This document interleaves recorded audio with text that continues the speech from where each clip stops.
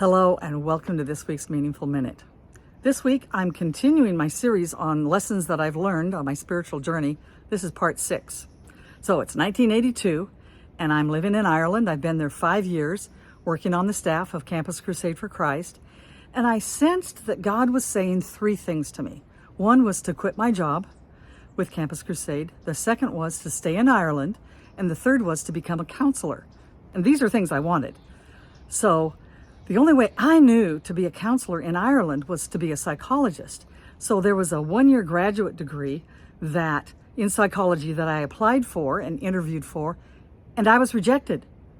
So I was so confused because it was like, I've quit my job. I don't know how I'm going to become a counselor and stay in Ireland.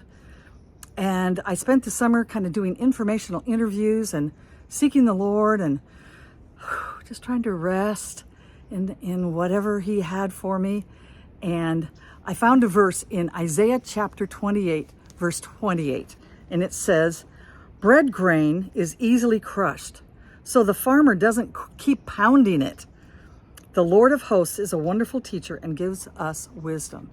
So I knew there'd be an end. I didn't know when, but I knew there'd be an end. So in September, I got a call from the University College Dublin, the social work department, and they said they had an opening on a course, a 1-year course to become a social worker. And would I be interested? I don't even know how they got my name, but I interviewed, they liked me, I took the course, I became a social worker. And so I was a social worker for the next 4 years. So it all worked out. But man, that time of unknowing, unanswered questions was tough. So if you're going through something like that, I understand. It's hard. And I would encourage you to just keep seeking the Lord. Rest in him, knowing that he has good plans for you. Remember in Jeremiah 29:11, God says, I know the plans I have for you. Plans for good and not for calamity, to give you a future and a hope. So put your whole weight on that verse and on that truth of God's goodness and his plan for you, and have a great week.